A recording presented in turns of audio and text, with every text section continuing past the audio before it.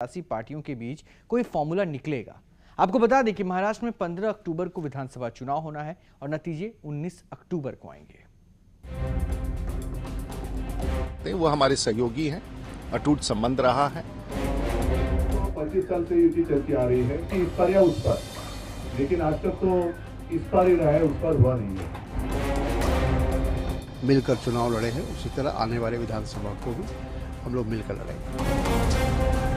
Alliance हमारा होगा और राज्य में फिर से सरकार कांग्रेस और एनसीपी की बनेगी।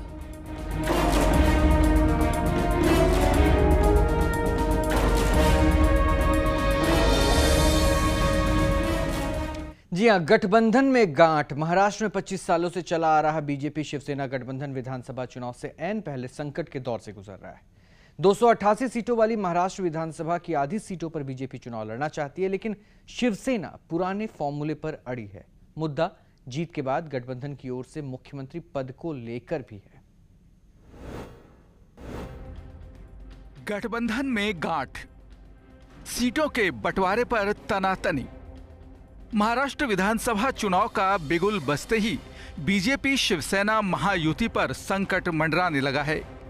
लोकसभा चुनाव में मिली अपार जीत और मोदी लहर से लवरेज बीजेपी अपनी पुरानी भूमिका में बदलाव और सीटों की संख्या में इजाफा चाहती है। बीजेपी महाराष्ट्र की 288 सीटों में से आधी सीटों पर चुनाव लड़ना चाहती है, लेकिन महाराष्ट्र की राजनीति में अब तक बड़े भाई की भूमिका निभा रही शिवसेना इसके लिए राजी नहीं। बयानों के दौर के बीच शिवसेना प्रमुख उद्धव ठाकरे ने प्रेस कॉन्फ्रेंस कर ये संकेत दे दिए कि ऐसा होना मुश्किल है। देखो, 25 साल से युति चलती आ रही है और जब भी चुनाव आता है ऐसा क्षण आ ही जाता है कि लगता है कि इस पर या उस पर, लेकिन आज तक तो इस पर ही रहा है, उस पर हुआ नहीं है। नहीं, मैंने बोल लिया हूं तो सारी बातें खुलकर क्यों कहूं आज?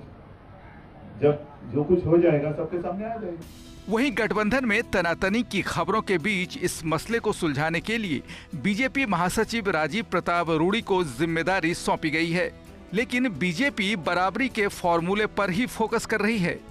लकीर खींच के हम बातचीत नहीं करते, वो हमारे सहयोगी हैं, अटूट संबंध रहा है और इसीलिए आज हमारा जो प्रस्ताव है उसमें है कि मूल रूप से ऐसा प्रयास किया जाए जो छोटी और मजबूत हमारी सहयोगी पार्टियां हैं उनको कुछ सीटें देने के बाद जो सीटें बचती हैं वो सामान्य रूप से आधे आध बांटी जाए, लेकिन इस क्रम में चर्चा जारी है। जहां बीजेपी और शिवसेना के बीच सीटों के लिए खींचतान जारी है, वहीं कांग्रेस समेत बाकी दलों को हताशा से बाहर निकलकर लोकसभा चुनाव में हार का गम भुलाने का एक मौका मिल गया है। ये अल्टीमेटली सबको वो चाहते हैं कि हमारी पार्टी का ही वर्चस्व कायम रहे, सब जगह वर्चस्व हो जाए।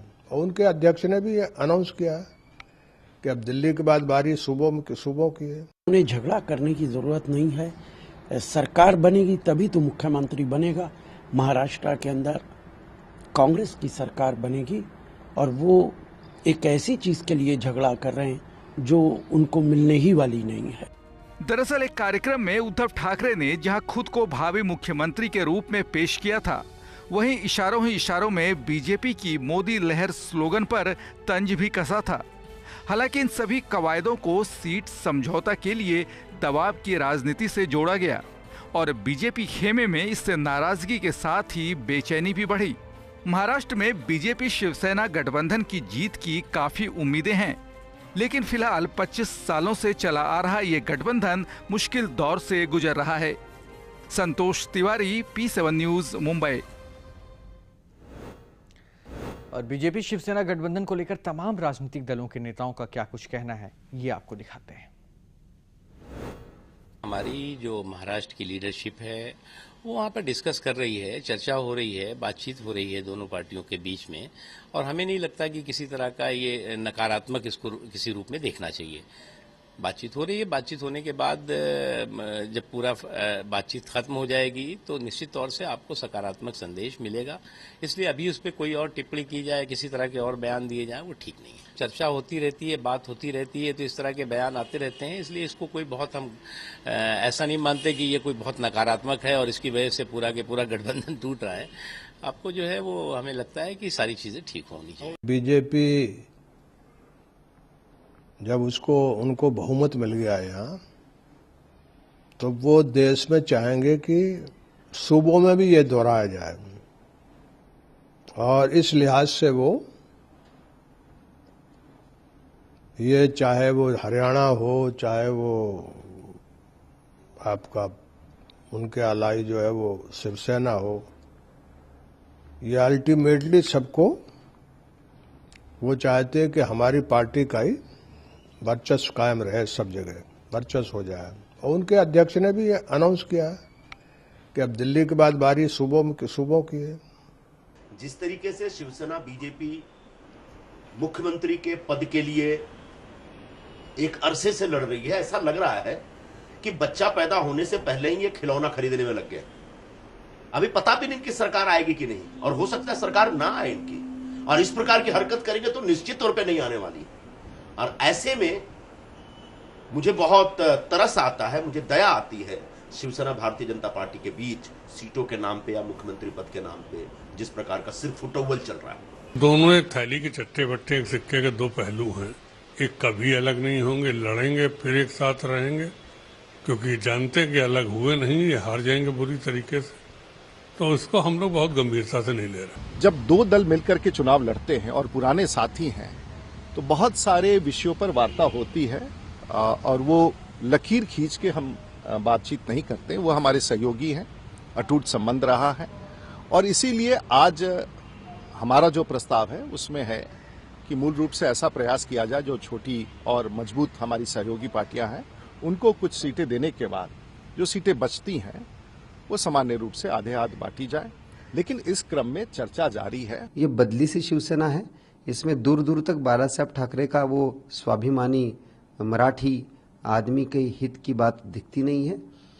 आपको मैं दावे के साथ कहूँगा कि ये आज कुछ भी बातें कर रहे होंगे, ये अलायंस करेंगे और छोटे भाई के रूप में इसके आगे शिवसेना नजर आएगी। बीजेपी का रोल बड़ा होगा। ये तो शुरुआत तो बड़ी साफ दिख रही है, और ये इसलिए दिख रही है क्योंकि शिवसेना और बीजेपी पहले समझते थे कि महाराष्ट्र में हम बड़े अच्छे से आगे बढ़ेंगे, लेकिन पिछले 3-4 महीने में इन्होंने माहौल बदलते देखा है। बाई इलेक्शंस का भी रिजल्ट आप देख चुके हैं। उनको लगता है कि शायद महाराष्ट्र में वो सफलता न मिले जिस सफलता पे वो खुशी से बैठे हुए थे। तो जब सफलता नहीं दिखती है तो फिर मित्रों में आपस में झगड़ा तो होती है। उनके यहाँ मुख्यमंत्री पद को लेके झगड़ा है, लेकिन मैं ये मशवरा पहले भी दे चुका हूँ और अभी फिर दे रहा हूँ कि उन्हें झगड़ा करने की ज़रूरत नहीं है। सरकार बनेगी तभी तो मुख्यमंत्री बनेगा। महाराष्ट्र के अंदर कांग्रेस की सरकार बनेगी, और वो एक ऐसी चीज़ के लिए झगड़ा कर रहे हैं जो उनको मिलने ही वाली नहीं है।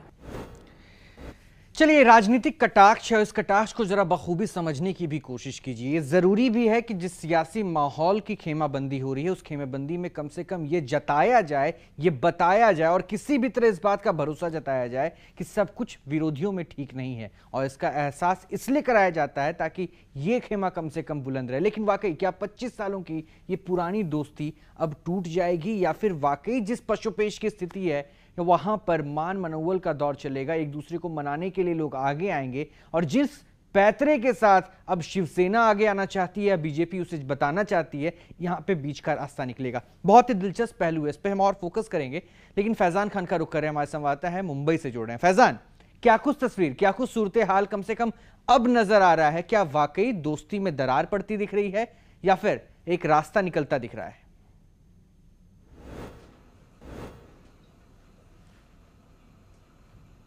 जी देखिए रोहित, जाहिर तौर पर अगर एक हम बात जो है तो खुलकर सामने आ रही है, चाहे हम बीजेपी और शिवसेना की बात करें या फिर कांग्रेस और एनसीपी की बातें करें, दोनों ही पार्टियों में, दोनों ही घटक दलों में लगातार जो है तो सीटों के बंटवारे को लेकर मंथन जारी है। एक तरफ जहां बीजेपी इस बात के उदाहरण दे रही है कि लोकसभा चुनाव में जो उनकी परफॉर्मेंस अच्छी रही, तो इसलिए वो चाहते हैं कि अब उनका हक बनता है कि जो सीटों का बंटवारा था उसमें कुछ बदलाव लाया जाए। जो उन्हें 119 सीटें पहले दी जाती थी, अब बीजेपी मांग कर रही है कि उन्हें 135 सीटें दी जाए। हालांकि हालांकि शिवसेना इस पर कतई पूरी तरह से राजी होने को तैयार नहीं है। इसलिए इन जो शिवसेना और बीजेपी के बीच लगातार बैठक जारी है, इनके बीच मंथन जारी है। वहीं कांग्रेस और एनसीपी में भी कुछ इसी तरह के हालात बन रहे हैं, जहां कांग्रेस और एनसीपी ये सोच रही है कि जिस तरह से लोकसभा चुनाव में उनकी सत्ता गई है, कहीं ना कहीं महाराष्ट्र के जो विधानसभा के चुनाव में अगर वो इसमें जीत हासिल करते हैं तो उन पर जो जख्म लगा है कहीं ना कहीं महाराष्ट्र में अगर उनकी जीत होती है तो वो उस पर मरहम लगाने का काम कर सकता है। लेकिन फिलहाल चाहे कांग्रेस और एनसीपी की बात की जाए, बीजेपी और शिवसेना की बात की जाए, सीटों को बंटवारे को लेकर अभी तक कोई भी बात खुलकर सामने नहीं आ रही है। हालांकि जो सूत्र बता रहे हैं कि आने वाले दिनों में हो सकता है, क्योंकि अब इलेक्शन को कुछ ही दिन रह गए हैं, लगभग अगर आज से हम काउंट कर लें तो पूरे 1 महीने रह गए हैं। तो 1 महीने के इससे पहले ही दोनों ही पार्टियों को अपने फैसले करने हैं कि कौन कितनी सीटों पर जीत हासिल करेगा। क्योंकि लगातार अगर चाहे मैं शिवसेना की बात करूं, बीजेपी की बात करूं, तो इनके जो कार्यकर्ता हैं उनमें एक उदासी का माहौल आ रहा है,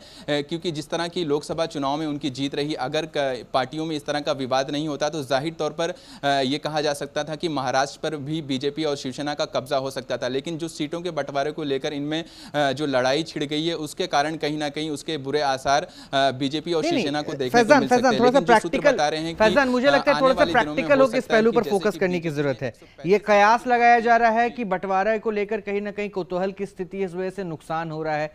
हो सकता है इसका प्रॉफिट भी हो कि ये दोनों मिलकर शायद एक ऐसी बुनियाद को खड़ा कर रहे हो और ये बता रहे हो कि जनता के बीच में हमारा भरोसा किस तरह से बड़ा है कि हम अपनी सीटों का इजाफा करना चाहते हैं। दूसरी तरफ शिवसेना भी चाहती है, लेकिन सबसे बड़ा जो सवाल है ये जनता तय करेगी, हमें पता है। लेकिन आप एक सीएम कैंडिडेट के रूप में उद्धव ठाकरे के नाम को प्रोजेक्ट कर देते हैं। बीजेपी जो आपकी पुरानी सहयोगी है, ये खुलकर उस पहलू पर हाँ नहीं कहती है, लेकिन यह जरूर जताया गया है शिवसेना की तरफ से कि हमने मोदी के नाम को लेकर पहले ही हामी भर दी थी और हमारी तरफ से वो नाम पहला प्रस्तावित किया गया था। ये जताना, ये बताना, क्या ये साफ तौर पर बीजेपी को समझाने की कवायद नहीं है?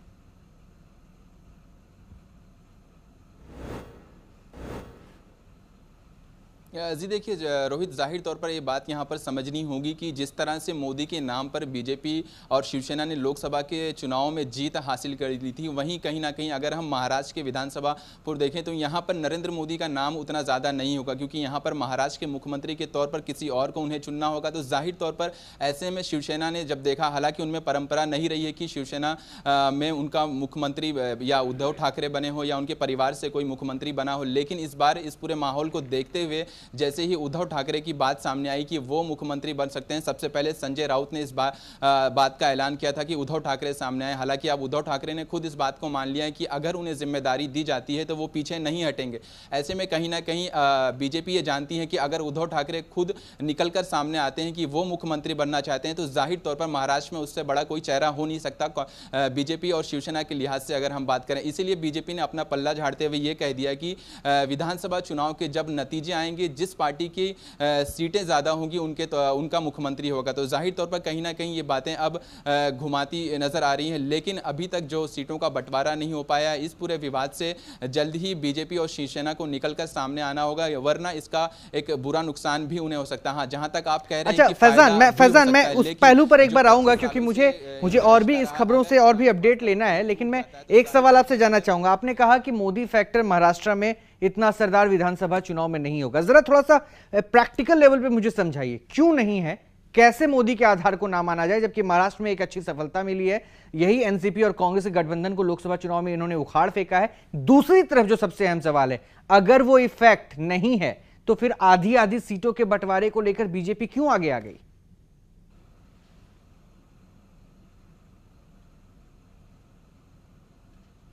जी देखिए रोहित, जाहिर तौर पर अगर हम लोकसभा चुनाव में जाएं तो जिस वक्त मोदी के नाम पर प्रचार हो रहा था, मोदी को एक बतौर प्राइम मिनिस्टर के कैंडिडेट के तौर पर पेश किया गया, तो जाहिर तौर पर एक जो बड़ी छवि बनकर नरेंद्र मोदी की सामने आई थी। अगर हम बात करते, क्योंकि वहां पर खुद बीजेपी ये नहीं कहती थी कि इस अब की बार बीजेपी सरकार, बल्कि ये नारे लगाए जा रहे थे कि अब की बार मोदी सरकार। तो कहीं ना कहीं जनता का जो भरोसा था वो उस वक्त प्रधानमंत्री के तौर पर नरेंद्र मोदी पर था, और नरेंद्र मोदी आज प्रधानमंत्री बन चुके हैं। अब ऐसे में अगर महाराष्ट्र के चुनाव चुनाव की बात की जाए तो खुद ही आपको शायद याद होगा कि 2 महीने पहले महाराष्ट्र से कुछ इस तरह के नारे लग रहे थे कि दिल्ली में नरेंद्र मोदी, दिल्ली में नरेंद्र, महाराष्ट्र में देवेंद्र। जो देवेंद्र फडणवीस है वो कहीं ना कहीं अपने नाम को जाहिर तौर पर आगे लाने की कोशिश कर रहे थे। कहीं ना कहीं बीजेपी ये समझ रही थी कि प्रधानमंत्री के तौर पर लोगों ने नरेंद्र मोदी को चुना है, तो जाहिर है कि जब हम महाराष्ट्र में चुनाव लड़ रहे होंगे, जो जमीनी हमारी जंग होगी, यहाँ पर किसी और ऐसे कैंडिडेट को सामने लाना होगा जिसे जनता पसंद करे महाराष्ट्र के मुख्यमंत्री के तौर पर। तो ऐसे में उस समय उनके पास जो मौका था वो थे गोपीनाथ मुंडे, जो अब हमारे बीच नहीं रहे। दूसरा जो सबसे बड़ा चेहरा था वो था नितिन गडकरी का। हालांकि अब वो केंद्रीय मंत्री बन चुके हैं, उनके नाम की भी हालांकि चर्चाएं होती रही, लेकिन नितिन गडकरी ने अपनी तरफ से साफ कर दिया। ऐसे में ये सवाल खड़ा हो रहा था कि अब महाराष्ट्र में मुख्यमंत्री के तौर पर बीजेपी शिवसेना किसे पेश करें। जब उद्धव ठाकरे खुद निकलकर सामने आ गए तो ऐसे में ये साफ हो गया कि अगर उद्धव सामने आते हैं तो बीजेपी और शिवसेना के लिए इससे बड़ा कोई चेहरा नहीं हो सकता। इसलिए बीजेपी ने अपने दांव को खेला। उन्होंने कहा कि जब नतीजे आएंगे, जिसकी सीटें ज्यादा होंगी उसका मुख्यमंत्री चुना जाएगा। तो जाहिर तौर पर कहीं ना कहीं ये साफ करता है कि खुद बीजेपी और शिवसेना में भी इस बात को लेकर शक है कि अगर हम बिल्कुल सबसे बड़ा सवाल यही है, सबसे बड़ा सवाल यही है कि अगर सब कुछ ठीक है तो एक तरफ एक दल ये कहती हुई सामने आ रही है कि भाई हमारा नेता सामने आ चुका है, हम इस नेता को आगे ला रहे हैं और यही चुनाव लड़ेगा। मैं आपके पास आऊंगा फैजान, लेकिन उससे पहले जो जुड़ी अपडेट है वो बहुत अहम है और दिलचस्प इसलिए है क्योंकि बीजेपी कहती है कि जब समीकरण तय होने की स्थिति होगी वो वक्त तब होगा जब चुनाव के नतीजे आएंगे और ये हो जाएगा कि किस पार्टी को कितनी सीटें मिली है। समझने की कोशिश कीजिए कि ये एक फॉर्मूला अख्तियार करने की कोशिश है। आप साथ भी हैं और साथ रहने की बात करते हुए साथ नहीं भी देने की कवायद है, क्योंकि सिर्फ ये जता रही है कि हम मोदी के नाम के समर्थन में थे तो उद्धव ठाकरे के नाम को लेकर कम से कम उनके सहयोगी भी उनके साथ आए। खैर, क्या पैंतरा होगा ये जानना जरूरी है, क्योंकि ये सिर्फ एक ही तस्वीर नहीं है। महाराष्ट्र में बीजेपी और शिवसेना का गठबंधन नया बिल्कुल नहीं है और 25 साल पुराने सियासी गठबंधन ने रिश्ते में कई उतार चढ़ाव भी देखे हैं, लेकिन आने वाले चुनाव से ऐन पहले अब ये गठबंधन टूट की कगार पर खड़ा है। सवाल उठता है कि क्या दोनों ही पार्टियां खुद को एक दूसरे से अलग कर महाराष्ट्र के चुनाव में विजय हासिल कर पाएंगी?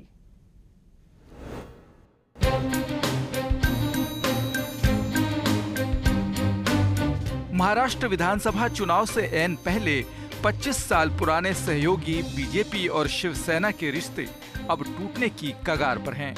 सियासत में गठबंधन टूटना या बनना कोई नई बात नहीं, लेकिन शिवसेना बीजेपी गठबंधन में पड़ी दरार सियासी चर्चाओं के बीच में है। कई वजह हैं इसके, लेकिन बड़ी वजह ये कि आखिर सियासत में गठबंधन क्या सीटों के बंटवारे तक ही सीमित होता है। ये सवाल इसलिए क्योंकि दोनों ही पार्टियों में सीटों के तालमेल को लेकर अभी भी बात बनती नहीं दिख रही। जहां बीजेपी चाहती है कि महाराष्ट्र विधानसभा की 288 सीटों के लिए दोनों ही पार्टियां बराबर सीटों पर चुनाव लड़े, वहीं शिवसेना 150 से कम सीटों पर चुनाव लड़ने को तैयार नहीं। लेकिन 2009 के विधानसभा चुनाव की बात करें तो उस वक्त बीजेपी ने 119 और शिवसेना ने 169 सीटों पर चुनाव लड़ा था। 1989 से शिवसेना और बीजेपी के बीच राजनीतिक गठबंधन हुआ और दोनों ही पार्टियों ने 1995 में महाराष्ट्र विधानसभा चुनाव साथ लड़ा और विजय भी हासिल की। तब महाराष्ट्र के मुख्यमंत्री शिवसेना के मनोहर जोशी बने, लेकिन तब शिवसेना की कमान सीधे सीधे बाला साहेब ठाकरे के हाथों में थी और वो हमेशा से इस बात पर साफ थे कि वो खुद महाराष्ट्र का मुख्यमंत्री बनना नहीं चाहते। लेकिन बाल ठाकरे के निधन के बाद अब पार्टी की कमान उनके बेटे उद्धव ठाकरे के हाथों में है और उद्धव ने ये साफ कर दिया है कि वो सरकार में शामिल होना चाहते हैं। जाहिर है शिवसेना की सियासत करने का स्टाइल भी बदल चुका है, लिहाजा पार्टी की राय भी बदली हुई है। इधर बीजेपी को लगता है कि वो मोदी के नाम पर ही महाराष्ट्र की जनता का वोट बना सकती है, सो बीजेपी कम सीटों पर चुनाव लड़ने को तैयार नहीं है। शिवसेना की प्रवृत्ति की बात करें तो पार्टी मुंबई और कोंकण तटीय क्षेत्रों में खुद को असरदार मानती रही है, लेकिन 2004 में हुए लोकसभा चुनाव के नतीजे पूरी तरह से उलट रहे, क्योंकि शिवसेना को अपने ही क्षेत्र में हार का सामना करना पड़ा। जाहिर है कई पेंच अभी भी फंसे हैं और जहां तक बात चुनाव पूर्व सर्वेक्षणों की है तो उससे भी साफ हो गया है कि अगर बीजेपी और शिवसेना साथ में चुनाव लड़ती हैं तो महाराष्ट्र में इस गठबंधन के लिए सरकार बनाना मुश्किल नहीं होगा।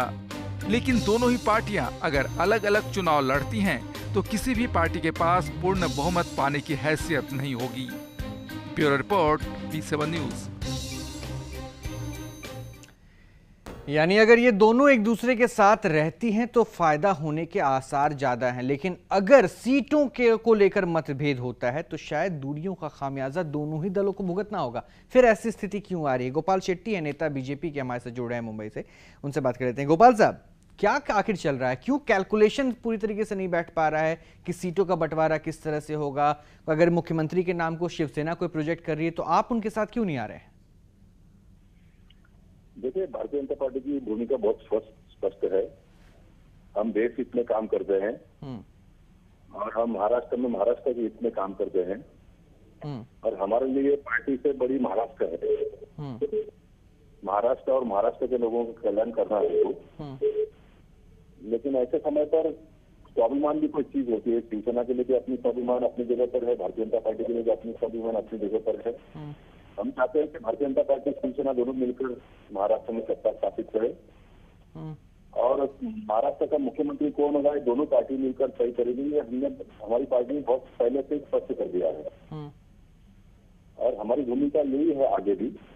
2-5 सीट कौन ज्यादा लड़ पाए कौन कम लड़ पाए ये बात अलग है, लेकिन अपनी महाराष्ट्र की अस्मिता, महाराष्ट्र का स्वाभिमान, भारतीय जनता पार्टी की अस्मिता, नरेंद्र मोदी जी को सारे देश के लोगों ने जब चाहा है, सारे दुनिया के लोग आज चाह रहे हैं, तो ऐसे समय पर नरेंद्र मोदी जी के स्वाभिमान को हक होगा ऐसा काम भारतीय जनता पार्टी कभी भी करना नहीं चाहिए। और साथ साथ में महाराष्ट्र का हित हो, महाराष्ट्र के लोगों का भला हो, हमारा अलायंस कायम रहे।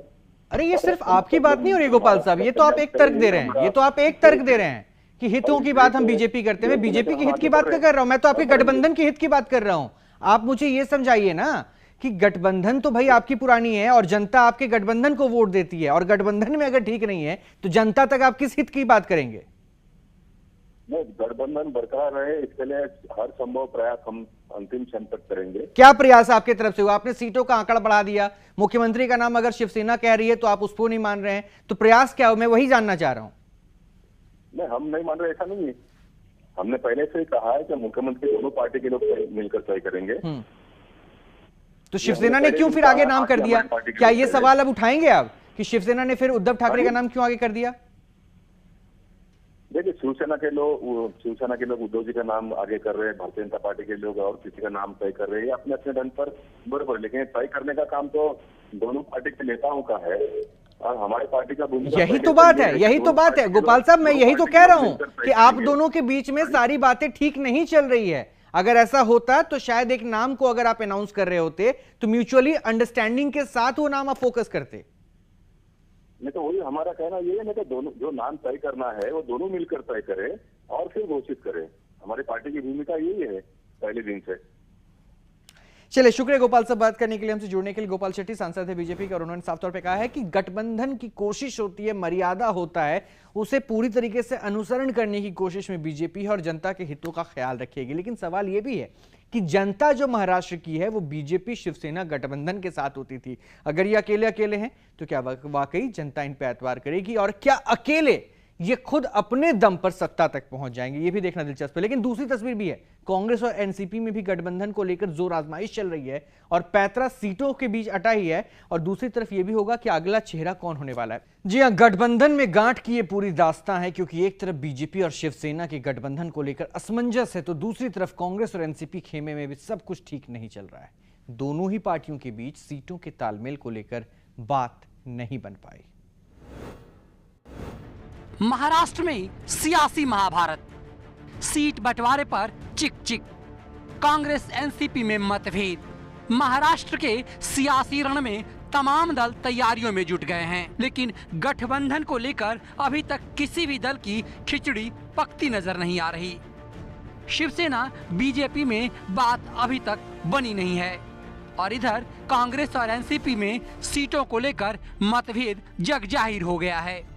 महाराष्ट्र के 288 सीटों में से एनसीपी 132 सीटों पर चुनाव लड़ना चाह रही है, जो कांग्रेस को मंजूर नहीं है। कांग्रेस एनसीपी को महज 124 सीट देने पर राजी है।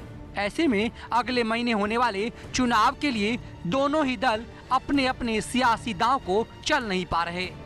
हालांकि दोनों ही दलों का हाल पिछले आम चुनाव में कुछ ऐसा ही हुआ था।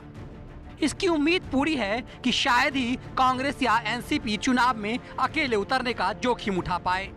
बातचीत का सिलसिला जारी है और हम समझते हैं कि एक दो दिन के अंदर हम लोग किसी न किसी निष्कर्ष पर पहुंच जाएंगे और जिस तरह हम लोगों ने पहले कई चुनाव लोकसभा का और विधानसभा का मिलकर चुनाव लड़े हैं, उसी तरह आने वाले विधानसभा को भी हम लोग मिलकर लड़ेंगे। तमाम विश्लेषक कांग्रेस एनसीपी के लिए इस चुनाव को मुश्किल बता रहे हैं। ऐसे में सबसे बड़ा सवाल यही है कि सीटों के लिए शुरू हुई तकरार को अगर वक्त रहते सुलझाया नहीं गया तो फिर कहीं विधानसभा चुनाव के नतीजे भी आम चुनाव की तरह कांग्रेस और एनसीपी के लिए निराशाजनक साबित न हो जाए। संतोष तिवारी, P7 न्यूज, मुंबई।